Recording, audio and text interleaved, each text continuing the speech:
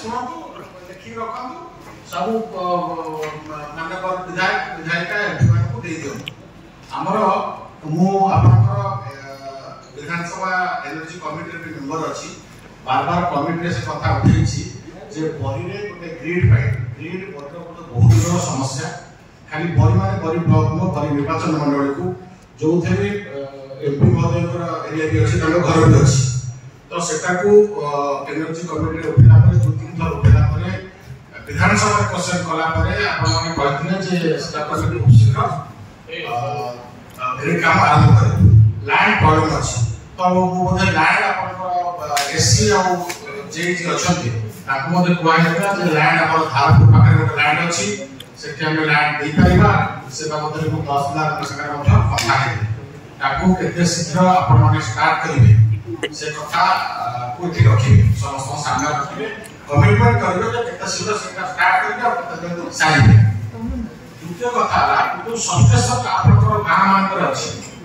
सेठी बहुत लोक गोरु गाई ता उधर बसी जाउछती गोरु गाई प्लस माने गोरु गाई मरि जाउछती सेठी बाउंड्री वाल समस्त संस्टेशन रे बाउंड्री वाल केते सुधा आपण साइड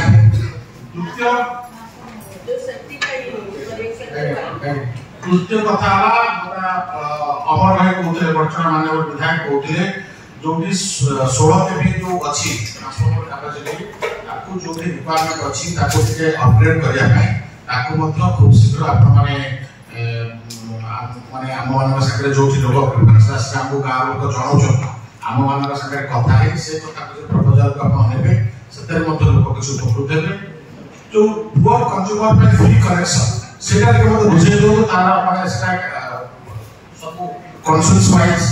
आपण केते केते कनेक्शन देचंती ताकर बिलिंग केमती होची तृतीय कथा हला ओटे बापर धर दुई को तीन को आज के आपण समस्त जानचंती समस्त के सेपरेशन छोटा घर अछि सेठी रही हो ये गां माने रास्ता कोड को पड़ोची ये सेठी रोची से जो बिल्डिंग समस्या होची बापा नाले इलेक्ट्रिक थिला पुओ माने अलगा कनेक्शन पाई करना